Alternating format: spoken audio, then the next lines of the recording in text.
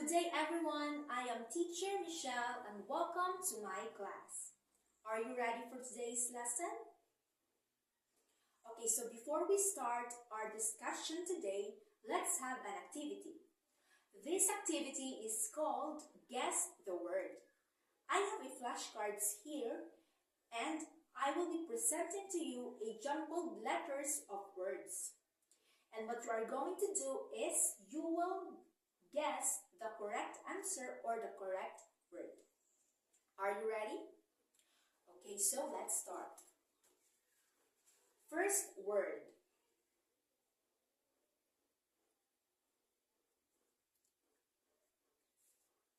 Second word.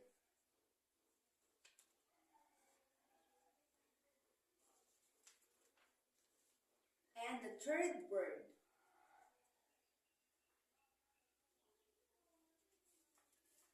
The fourth word.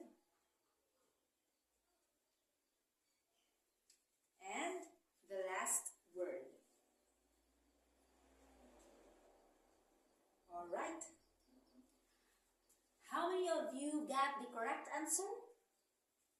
Okay, so those words are structure, style, tone, theme, and narrative. Good job, everyone. Okay, so now let's start our discussion. Do you have any idea what is our lesson today? Anyone? Okay, so our topic today is all about prose. Do you have any idea what is a prose?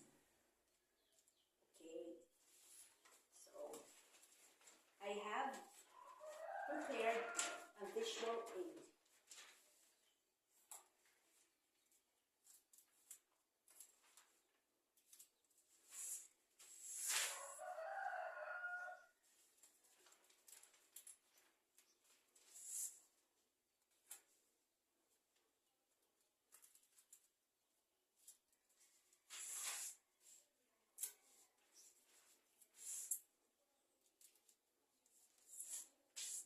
Okay, so now let's read. What is prose? Prose is the form of written language that follows the natural flow of speech, a language's ordinary grammatical structures or typical writing conventions and formatting. So prose doesn't have a structure like meter and rhyme. Prose follows the natural flow of speech. Kibali ang gisunod dira sa prose is ang ordinary grammatical structures, unlike sa poem. Ang poem has a structure like rhyme and meter. Okay, so there are four types of prose: non-fictional prose, fictional prose, heroic prose, and prose poetry. Okay, so non-fictional prose. From the word non-fictional, it is all about facts. Okay, so examples of non-fictional prose are news articles, biographies, and essays. Second type of prose is fictional prose. Fictional prose is opposite to non-fictional prose. Non-fictional prose are all about facts, while fictional prose are those that are not real. Okay, so from the word fiction, not true. Examples of fictional prose are novels, short stories, and screenplays. Third, heroic prose. Okay, this type of prose is typically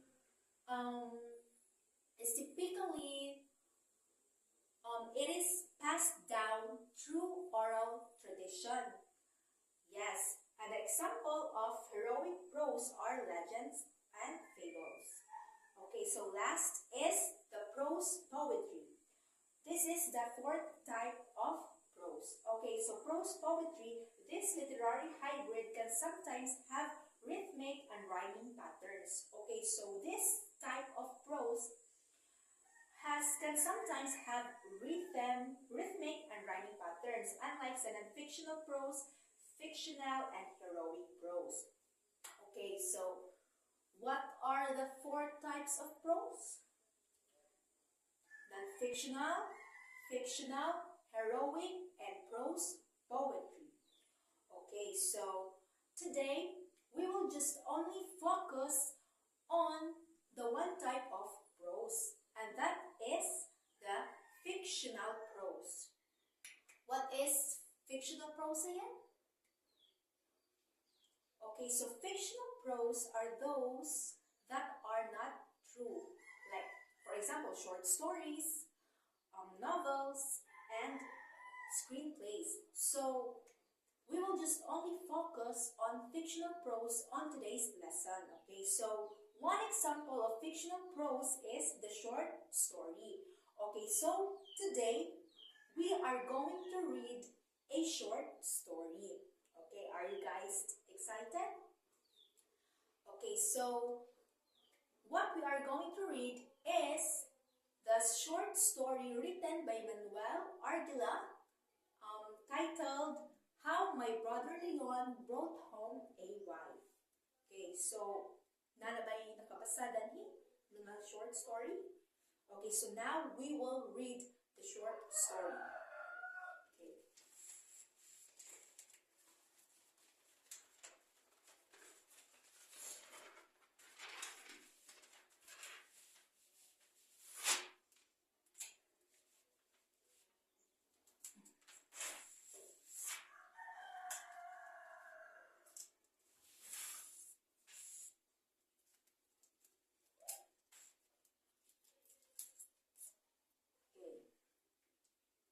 So, How My Brother Leon Brought Home a Wife is a short story written by Manuel E. Ardila. Okay, the story revolves around the main character, Baldo, and his own observations and experiences when his older brother Leon introduces his new wife, Maria, to their family in a rural area of the Philippines. Okay, so guys, are you ready to read? Okay, so I have a hard copy of the short story of the passage, and I will be giving it to you so that you can follow, you can read. Okay, so I will be reading aloud the passage, and what you are going to do is to also read silently so that you can follow. Okay, so are you ready? Raise your hand out. Okay. How My Brother Leon Brought Home a Wife by Manuel Ardila. She stepped down from the carretela of Kathleen with a quick, delicate grace. She was lovely, she was tall, she looked up to my brother with a smile, and her forehead was on a level with his mouth. "You are Baldo," she said, and placed her hand lightly on my shoulder. Her nails were long, but they were not painted. She was fragrant like a morning when papayas are in bloom, and a small dimple appeared momently high on her right cheek. "And this is Laban, of whom I have heard so much." She held the wrist of one hand with the other hand, looked at Laban, and Laban never stooped chewing his cud. He swallowed and brought up to his mouth more, caught the sound of his inside was like a drum. Okay. I laid a hand on Laban's massive neck and said to her, "You may scratch his forehead now." She hesitated, and I saw that her eyes were on the long, curving horns. But she came and touched Laban's forehead with her long fingers, and Laban never stopped chewing his cud except that his big eyes half closed. And by she was scratching his forehead very daintily.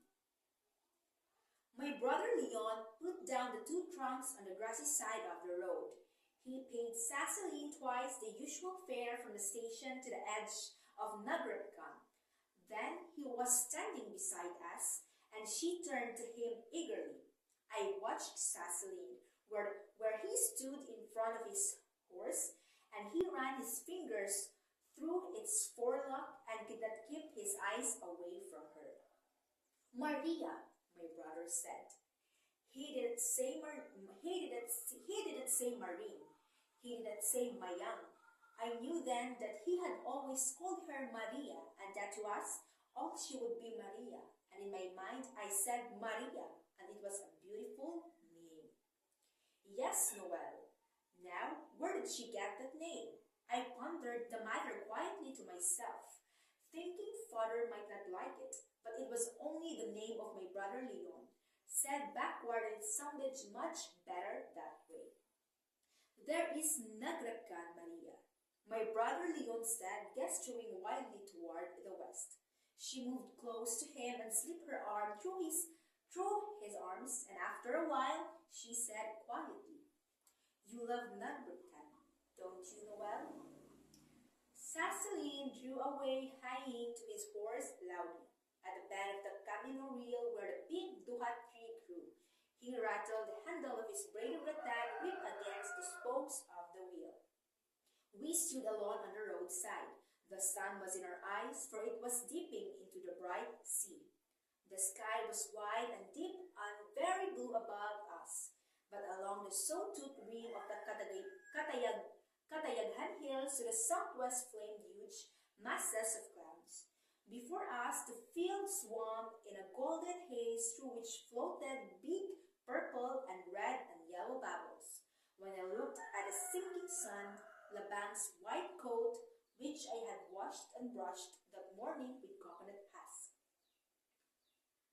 glistened like bean cotton under the lamplight, and his horns appeared tipped with fire. He faced the sun, and from his mouth came a call so loud and vibrant that the earth seemed to tremble underfoot. And far away, in the middle of the field, a cow lowed softly in answer. "Hitch him to the cart, Baldo," my brother Leon said, laughing, and she laughed with him a big uncertainly, and I saw that he had put his arms around her shoulders. "Why does he make that sound?" she asked. "I have never heard that like of it." "There is not another like it," my brother Leon said. "I have yet to hear another but call like Labang. In all the world there is no other but I like him. There is no other bull like him, rather." She was smiling at him, and I stopped in the act of tying the cinta across Labang's neck to the opposite end of the yoke. Because her teeth were very white, her eyes were so full of laughter, and there was a small dimple high up on her right cheek. "If you continue to talk about him like that, either I shall fall in love with him or become greatly jealous." My brother Leon laughed, and she laughed, and they looked at each other, and it seemed to me there was a world of laughter between them and in them. I climbed into that cart over the wheel, and Labang would have bolted, for he was always like that. But I kept a firm hold on his rope. He was restless and would not stand still, so that my brother Leon had to say Labang several times. When he was quiet again, my brother Leon lifted the trunks into the cart, placing the smaller on top. She looked down once at her high-heeled shoes. Then she gave her left hand to my brother Leon, placed a foot on the hub of the wheel, and in one breath she had swung up into the cart. The fragrance of her! But Labang was fairly dancing with impatience, and it was all I could do to keep him from running away. She looked down once at her high heel. "Give me the rope, Baldo," my brother Leon said. "Maria, sit down on that hay and hold on to anything." Then he put a foot on the left shaft, and that instant Labang leaped forward. My brother Leon laughed as he drew himself up to the top of the side of the cart and made the slack of the rope his above the back of Labang. The wind whistled against my cheeks, and the rapping of the wheels on the pebbly and road echoed in my ears. She sat up straight on the bottom of the cart, legs bent together to one side, her skirts spread over them so that only the toes and heels of her shoes were visible. Her eyes were on my brother Leon's back. I saw the wind on her hair. When Laban slowed down, my brother Leon handed to me the rope. I knelt on the straw inside the cart and pulled on the rope. Until Laban was merely shuffling along, then I made him turn around. What is it? What is it? You have forgotten now, Baldo? My brother Leon said. I did not say anything, but tickled with my fingers the rump of Laban. And away we went back to where I had unhitched and waited for them.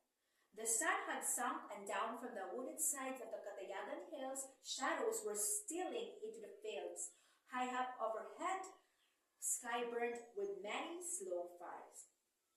When I set Laban down, the teacup on the wood take us to the dry bed of the Wye, which could be used as a path to our place during the dry season, my brother Leon laid a hand on my shoulder and said sternly, "Who told you to drive through the fields tonight?" His hand was heavy on my shoulder, but I did not look at him or utter a word until we were on the rocky bottom of the way. Do you guys still follow?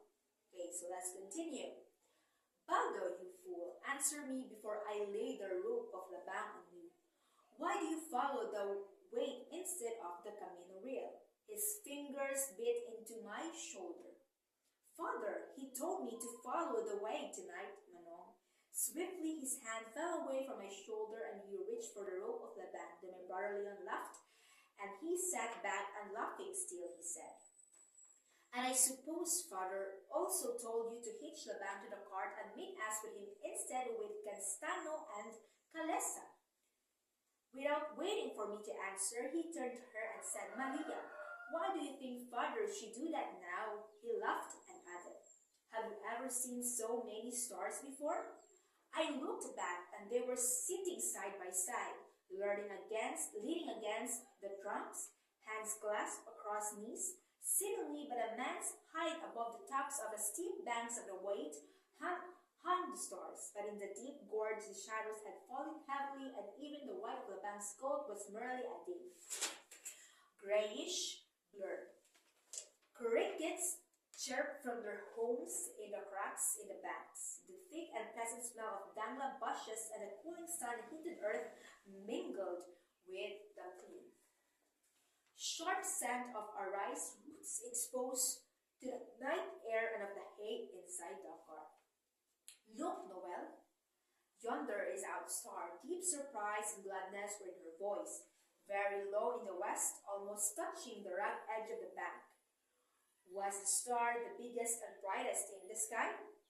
"I have been looking at it," she murmured, half to herself. "It's so many times bigger and brighter than it was of Ermita Beach. The air here is clean, free of dust and smoke." "So it is, Noel," she said, drawing a long breath. "Making fun of me, Maria?" She laughed. Then and they laughed together, and she took my brother Leon's hand and put it against her face.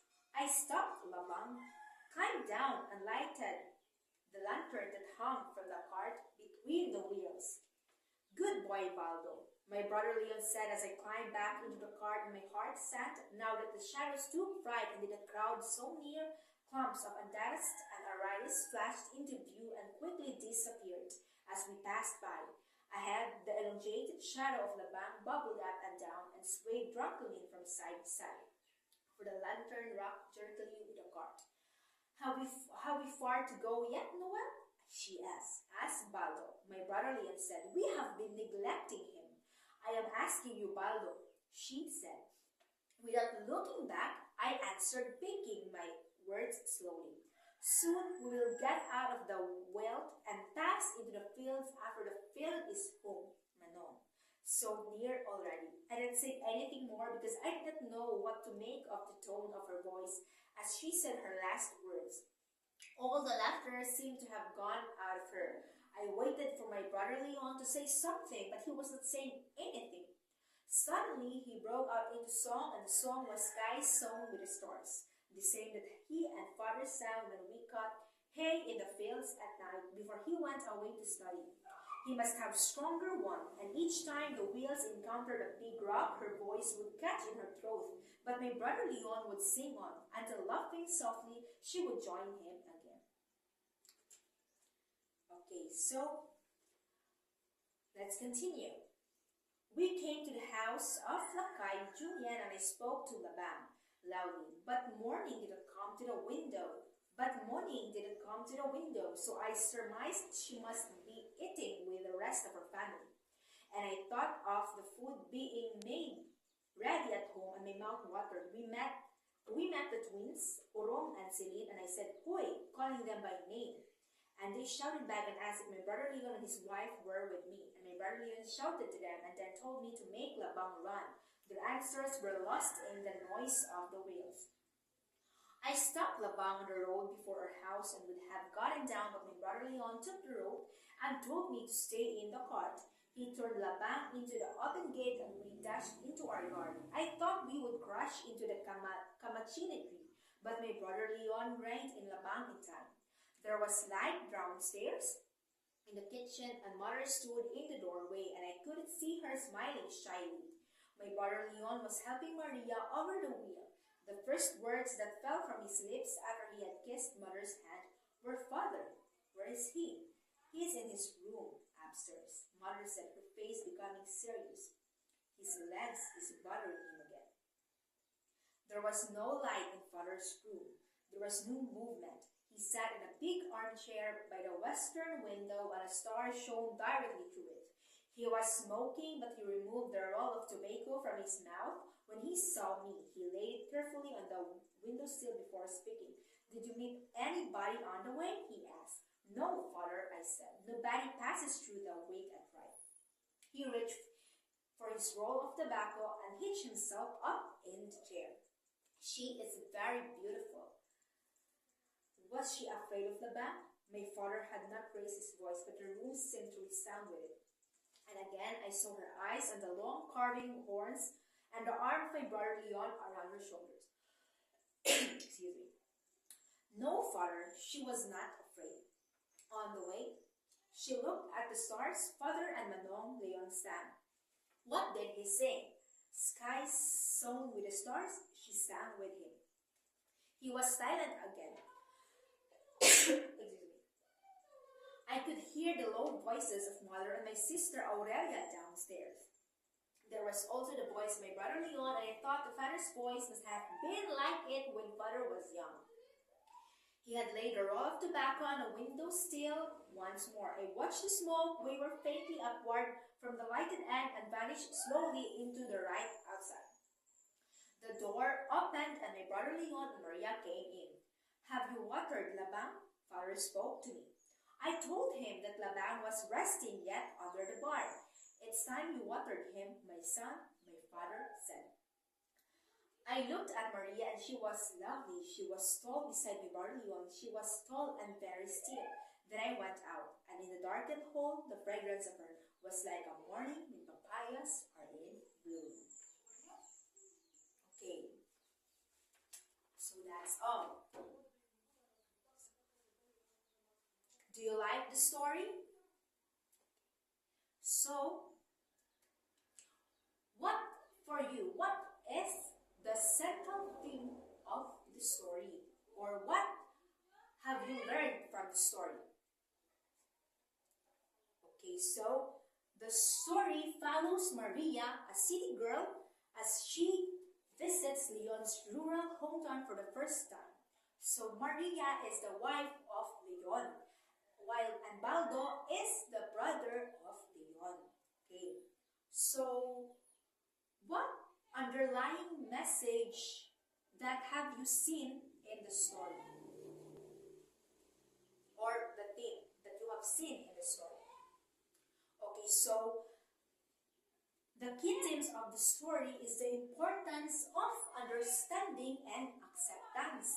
Because we all know that Maria is from the city, which is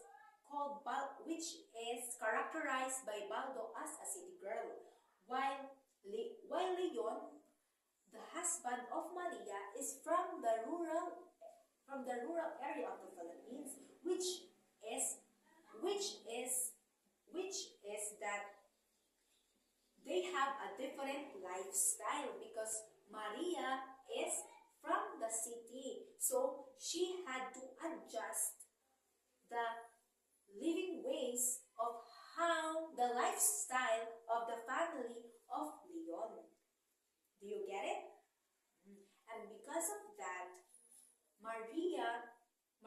accepted it. She adjusted because she loves Leon so much. Okay, do you get it? That is one of the theme of the story, acceptance and understanding despite of their differences. But then their differences is not the barrier to stop their love for each other. Okay, do you get it? Okay, so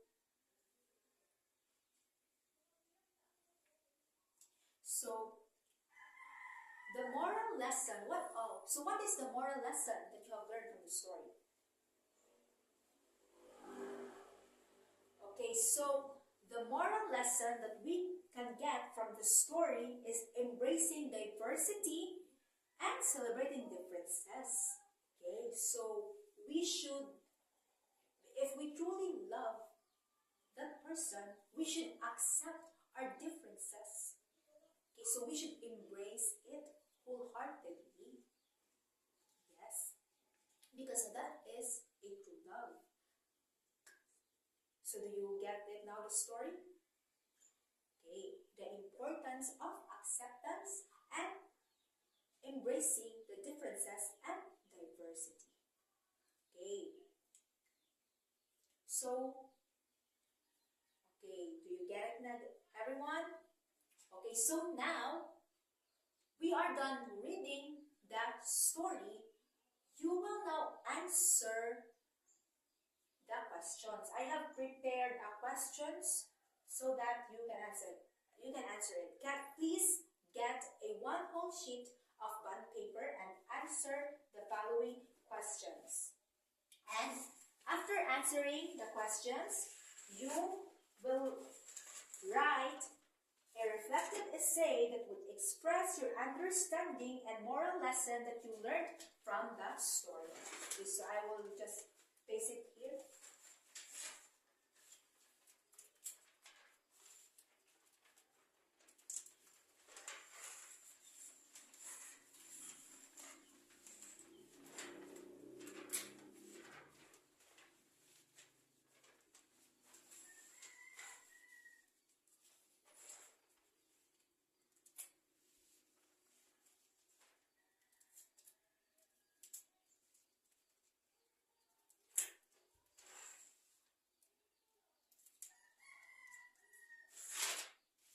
Okay, so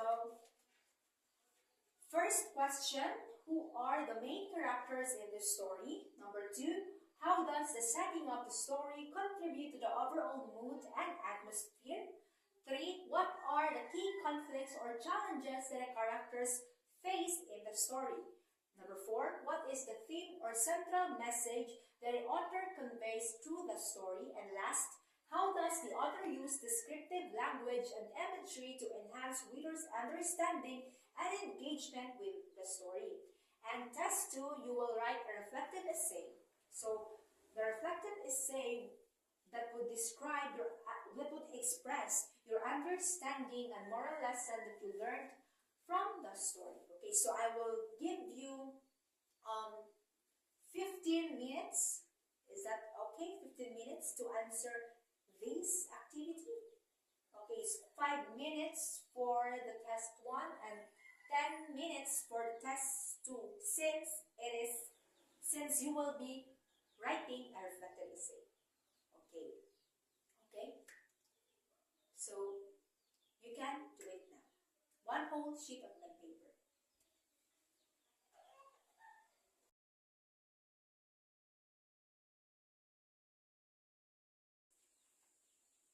Okay, so 15 minutes is up. Are you done, guys? Okay, so pass your papers. Okay, so I have now your outputs and I will be checking this and will return it tomorrow. Okay, so do you have any questions, clarifications about our topic today? Okay, so asa ra gani na under si short story sa type of prose? Fictional prose. Okay, very good.